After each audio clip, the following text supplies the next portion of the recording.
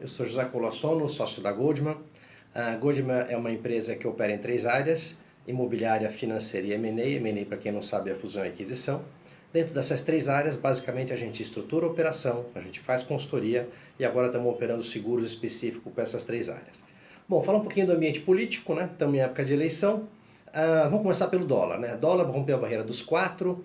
Alguns grafistas falam que se o governo não intervir e eventualmente uma esquerda vier para o poder, coisa que a gente acha difícil, o dólar poderia bater até 5,20.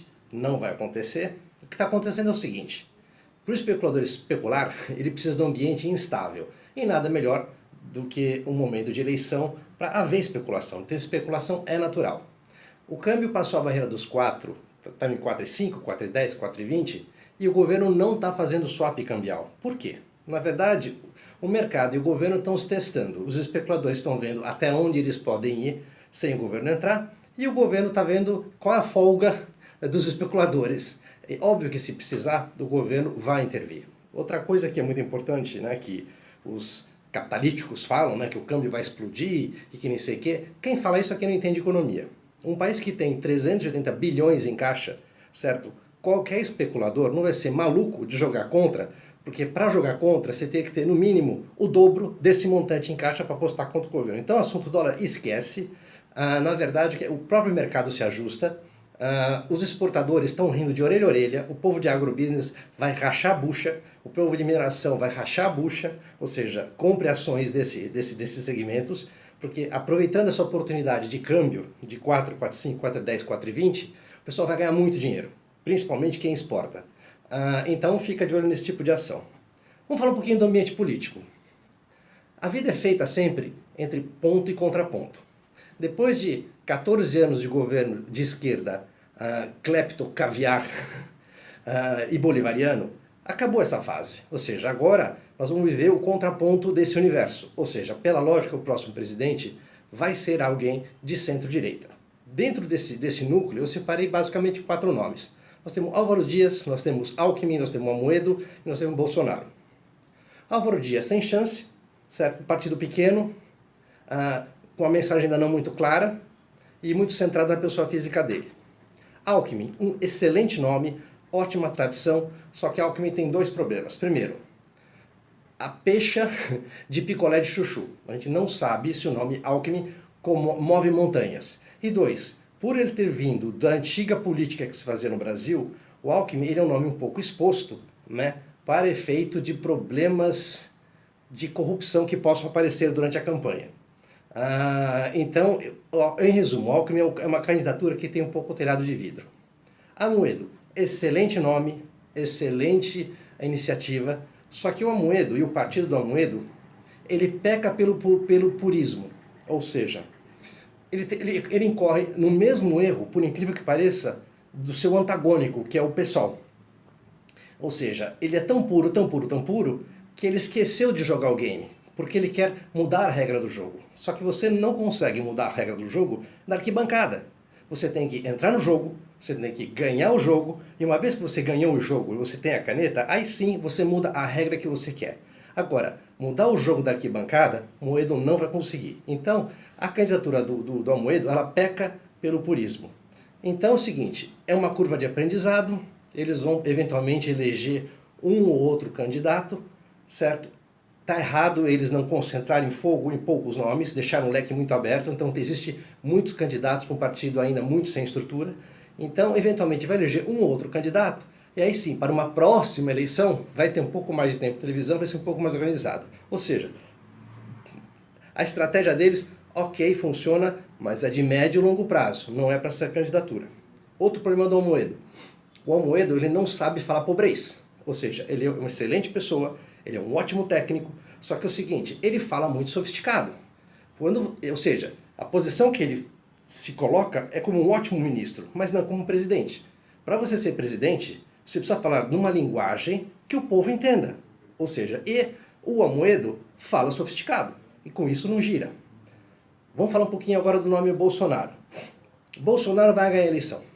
E vai ganhar a eleição de primeiro turno, valendo uma beer aí. Motivo, juntou 2 fatores. O fator Tiririca e o fator Donald Trump. Fator Tiririca. Bolsonaro concentrou o voto de protesto. Todo mundo que é contra o que tudo aconteceu está descarregando o voto em cima do Bolsonaro, principalmente a base eleitoral, certo? E então Bolsonaro significa voto de protesto. Outra coisa interessante é o fator Donald Trump. Durante a eleição inteira do Trump, certo? A imprensa odiava o Trump, como continuou odiando, metia o pau nele, só que o que acontece? Quando abriu, os estudos de pesquisa não indicavam que ele ia ganhar, só que quando se abriu as urnas, viu que o Trump ganhou. O que aconteceu? É simples. O eleitor do Trump era um eleitor enrustido que tinha vergonha de dizer que ia votar nele. Exatamente como está acontecendo com o Bolsonaro. Muito eleitor que vai votar no Bolsonaro não diz e não assume que vai votar no Bolsonaro. Que é o que vai acontecer agora aqui no Brasil. Durante a campanha inteira do Trump, todo mundo elogiava o Obama, os democratas, etc, etc, etc. E eu falava o seguinte, gente, eu morei na América há 8 anos. Aprendam. O que é bom para o mundo não necessariamente é bom para a América. O que é bom para a América é bom para o mundo. Naquele momento eleitoral, eu falava o seguinte, Obama é ótimo para o mundo, mas o melhor candidato para o americano do centro, do trabalhador, era o discurso do Trump, tanto que ele ganhou. É o que vai acontecer. Bolsonaro vai ganhar e vai ganhar de primeiro turno. Algumas pessoas falam, mas ele é instável. Concordo. Ele não é preparado. Concordo. Mas a Dilma era? O Lula era preparado? Difícil dizer, né? Bolsonaro vai ter que lidar com duas coisas. Primeiro, saber se ele vai deixar o Paulo Guedes governar, certo? E saber se ele vai fazer o que de fato ele se comprometeu a fazer. Foi justamente o que o Ronald Reagan fez. Ronald Reagan, quando assumiu o governo, ele falou o seguinte, a indicação dos cargos políticos podem ser feitas por políticos do meu partido, nenhum problema, desde que tenha uma base técnica. Ou seja, Partido Republicano quer colocar alguém na saúde? Ok, me indica 3 nomes, desde que sejam nomes de gente que entenda da saúde. Então, se a montagem do ministério, fora o Paulo Guedes, que é um espetáculo, vai ser o melhor ministro da economia que o Brasil já teve, porque ele é um liberal de direita. Se a indicação do ministério inteiro for um ministério técnico, certo? Vai ser ótimo. Outra coisa que resta saber é o seguinte, quem vai ficar na Casa Civil do Bolsonaro? Ou seja, porque a Casa Civil é que vai ajudar até fazer a articulação política, que o Lula fazia esplendorosamente e que a Dilma era um desastre.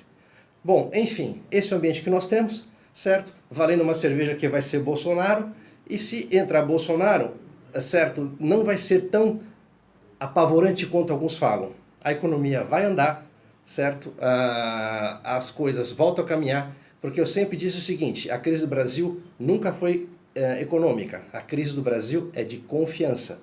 Prova disso é que a Selic veio de 14,25 para 6,5, a inflação veio de 3,5 para 2,8, certo? E mesmo com essa queda de inflação e queda de juros, o investidor continua não investindo e o consumidor continua não consumindo. Por quê? O investidor não confia e o consumidor tem medo de perder emprego. Restabelecida a confiança, esse Brasil volta a crescer rápido. Eu vejo um futuro legal. Eu acho que 2019 vai ser um ano muito bom. Vale a pena apostar. Abraço.